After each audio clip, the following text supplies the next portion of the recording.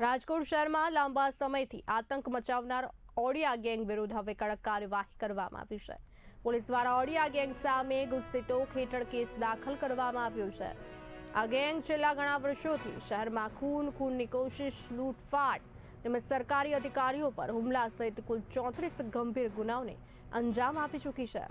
ઓડિયા ગેંગનો મુખ્ય સંચાલક અવિશ આયુબ ઓડિયા હોવાનું પોલીસ તપાસમાં સામે આવ્યું છે। ગેંગના કુલ 10 સભ્યોમાંથી 9ની ધરપકડ કરી લેવામાં આવી છે અને તમામ સામે ગુસ્સીટોક હેઠળ કાર્યવાહી હાથ ધરવામાં આવી છે।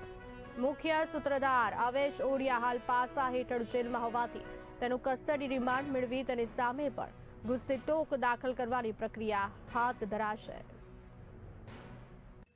माननीय CP sir Brajesh Kumar Jha sir और additional CP sir Mahendra Bagaria sir द्वारा राजकोट शहर में वारंवार गुनाखोरी करता आरोपीओं की ओळख करी एमने जे टोळकी है एमना विरुद्ध कड़क में कड़क पगला लेवा माटे क्राइम ब्रांच ने सूचना करवामां आवेल हती। आ सूचनानी अनुपालना भागरूपे एसीपी श्री भरत वसिया साहेब, पीआई श्री गोंडलिया साहेब, पीआई श्री मनोज डामोर साहेब, पीआई श्री जादव साहेब एमनी टीमों द्वारा और खास तौर पर पीएसआई श्री सीवी जाडेजा साहेब द्वारा एवी टोळकीओने आइडेंटिफाई करी एना विरुद्ध गुस्सीटोकनी दरखास्तों करवानी कामगीरी चालू हती। आजे थोराड़ा पोलीस स्टेशन विस्तार में छेल्ला घणा समयथी आतंक मचावनार ओडिया गैंग विरुद्ध गुस्सीटोकनी फरियाद दाखल करवामां आवेल छे। आ ओडिया गैंगना लीडर तरीके अवेश अयूब भाई ओडिया छे। ए अने एमना सागिर्दों साथे मळीने छेल्ला 10 वर्ष में खूननी कोशिश, ईजाओं, अपहरण, लूट, सरकारी अधिकारी पर हुमलो जेवा कुल 34 गुना आ गैंग द्वारा आचरेल छे અને એમાંથી 15 જેવા ગુના જે છે ગંભીર પ્રકારના છે, જેમાં ખૂનની કોશિશ, લૂંટ, અપહરણ ઇત્યાદિ છે।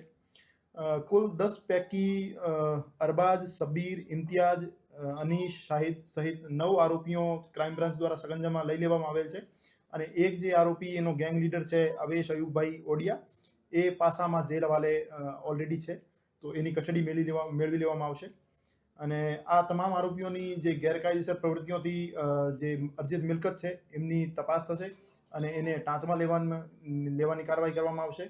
આ સિવાય એમને રાજ્યની અલગ અલગ જેલોમાં ધકેલી દેવામાં આવશે અને આવનાર દિવસોમાં પણ બીજી ગેંગોને આઈડેન્ટિફાઈ કરી લેવામાં આવેલ છે, એને રડારમાં લઈ લેવામાં આવેલ છે અને એના વિરુદ્ધ પણ ગુસ્સીટોકની કાર્યવાહી થશે। સાહેબ, રાજકોટ ક્રાઇમ બ્રાન્ચે રેકોર્ડ બ્રેક 2 મહિનામાં 3થી વધુ ગુસ્સીટોક દાખલ કરી છે, ત્યારે શું કહેશો? રાજકોટ શહેરમાં ઓર્ગેનાઇઝડ ક્રાઇમ એટલે જે ટોળકી બનાવીને લોકોમાં ભય ફેલાવવાનું કામ કરે છે, એવી જે ટોળકીઓ છે એની કમર તોડવા માટે માનનીય સીપી સરની કડક સૂચના હતી।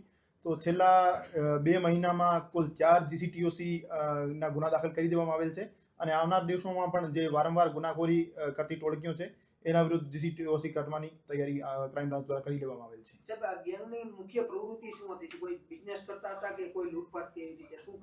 આ ગેંગ જે ઓડિયા ગેંગ રીતે ઓળખાય છે એના વિરુદ્ધ લૂંટના ગુના તો દાખલ છે જ। આ સિવાય એમની ઇન્કમનો મૂળ સોર્સ પ્રોહિબિશન નો વ્યાપાર હતો, જે અવૈધ શરાબની તસ્કરી કરતા હતા અને એના વિરુદ્ધ પ્રોહિબિશન એક્ટ હેઠળ ગુના પણ દાખલ છે।